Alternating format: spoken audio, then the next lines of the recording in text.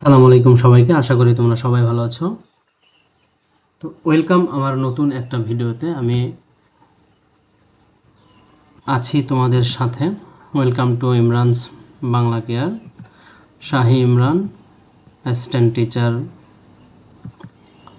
তো আমাদের আজকের আয়োজন ক্লাস 3 সাবজেক্ট বাংলা। আমাদের গল্পের নাম তোমরা দেখতে পাচ্ছ, ব্যাঙের সাজা, পার্ট 8। তো আমাদের যে অনুশীলনীটা আছে, এই অনুশীলনী ভালো করে সমাধান করতে চাইলে তার আগে আমাদের গল্পটা খুবই ভালো করে পড়তে হবে। তো চলো কথা না বাড়িয়ে আমরা গল্পটা আগে পড়ে নেই। একবার বনে খুব অশান্তি শুরু হলো। এক পিঁপড়া পিলপিল করে গেল রাজার দরবারে। গিয়ে বলল, রাজামশাই বিচার করুন, মুরগি আমার বাসা ভেঙে ফেলেছে।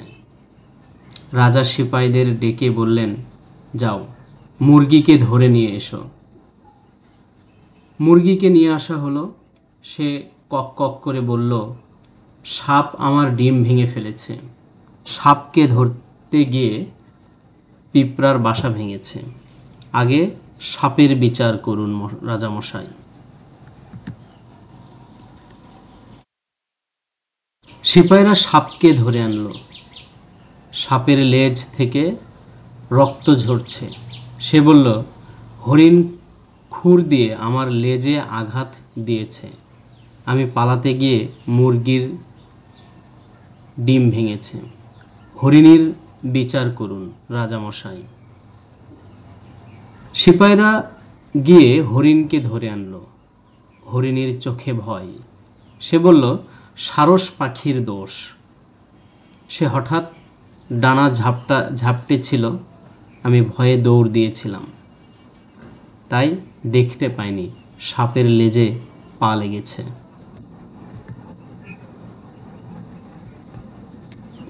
রাজা বললেন, সারস পাখিকে ধরে নিয়ে এসো।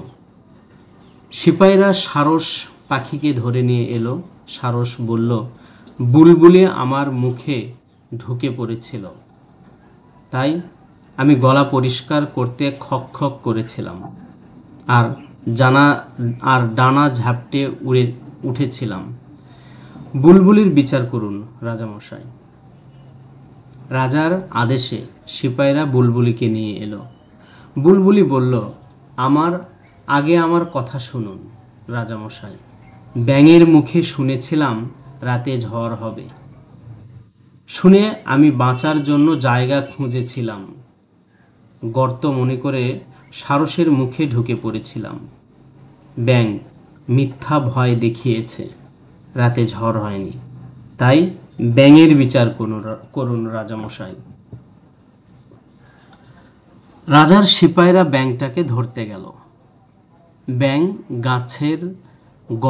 গাছের নিচের গর্তের মধ্যে লুকিয়েছিল। কিন্তু লুকালে কি হবে, ব্যাঙের ঠ্যাং ঠিকই দেখা যাচ্ছিল। রাজার সিপাহীরা ব্যাঙের ঠ্যাং ধরে টান দিল, হেইয়ো হেইয়ো বলে।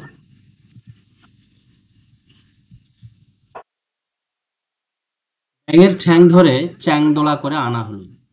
রাজা বললেন, ব্যাঙ তুমি মিথ্যা বলেছ কেন? ব্যাঙ বলল, ঘ্যাঙর ঘ্যাং, শহরে বেড়াতে গিয়েছিলাম রাজামশাই। চায়ের দোকানে শুনলাম লোকেরা বলছে রাতে ঝড় হবে। আমি সে কথাই বুলবুলিকে বলেছিলাম। রাজা বললেন, তুমি শহরের গুজব এনে বনে রটিয়েছ, বনের শান্তি নষ্ট করেছ। গুজব রটানোর জন্য তোমার শাস্তি হবে। রাজার সিপাহীরা ব্যাঙটাকে কাঁঠাল গাছের তলায় নিয়ে গেল। চাবুক মারতে লাগলো, কিন্তু বারবার চাবুক গিয়ে লাগলো কাঁঠাল গাছের ডালে। সেই কাঁঠাল গাছের কষ গড়িয়ে পড়ল ব্যাঙের গায়ে। তারপর থেকে ব্যাঙের গায়ে দাগ হয়ে গেল।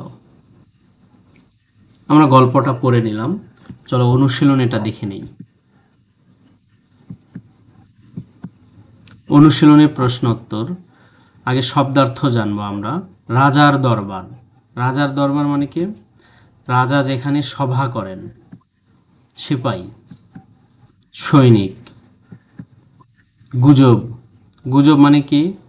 এটা তোমরা জানো, মিথ্যা তথ্য বা আজগুবি গল্প যেটা বাস্তবের সাথে কোনো মিল নাই এরকম। রটানো, প্রচার করা বা ছড়ানো। চাবুক, মারার জন্য যে লাঠির মাথায় দড়ি থাকে, তলায়, নিচে।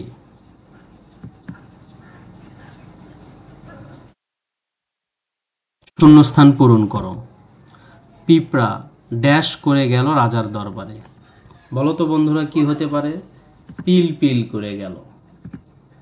মুরগি ড্যাশ করতে করতে এলো। মুরগি কি করতে করতে এলো? কক কক। ব্যাঙ বলল, কি বলল? ঘ্যাঙর ঘ্যাঙর। 4, ব্যাঙের ঠ্যাং ধরে টানতে টানতে বলল, হেইয়ো হেইয়ো।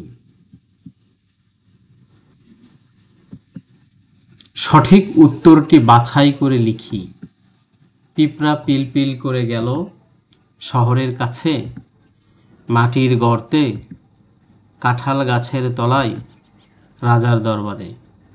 তোমরা যারা গল্পটা খুবই ভালো করে শুনেছ এবং যদি তোমার গল্পটা ভালো জানা থাকে তাহলে এই উত্তরগুলো সহজেই তুমি করতে পারবা। তাহলে পিলপিল করে, পিঁপড়া পিলপিল করে কোথায় গেল? উত্তর হবে রাজার দরবারে। লেজ থেকে রক্ত ঝরছে। তার কার লেজ থেকে রক্ত ঝরছে? হরিণের।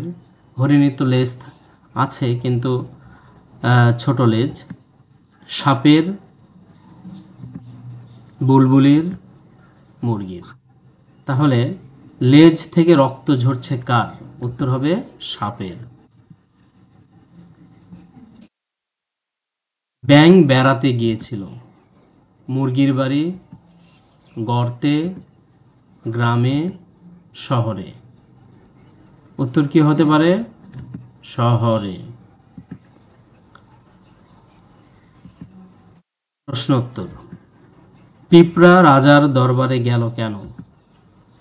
উত্তর, মুরগি পিঁপড়ার বাসা ভেঙে দিয়েছে, তাই পিঁপড়া বিচার চাইতে রাজার দরবারে গেল। কে মুরগির ডিম ভেঙেছিল? সাপ মুরগির ডিম ভেঙেছিল। কিভাবে ব্যাঙের গায়ে দাগ হলো?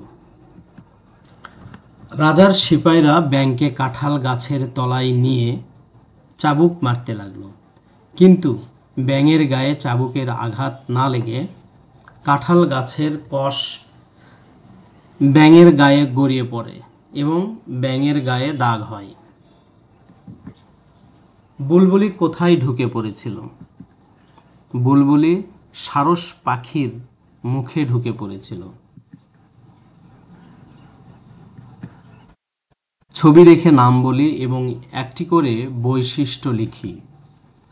তোমরা এখানে কিছু ছবি দেখতে পাচ্ছ। প্রথমে আমাদের ছবি আছে মুরগির, তো মুরগি ডিম দেয়। হরিণ, হরিণের মাথায় বাঁকা শিং থাকে। সাপ, সাপ এঁকে বেঁকে চলে। সারস পাখি, সারস পাখির ঠোঁট লম্বা।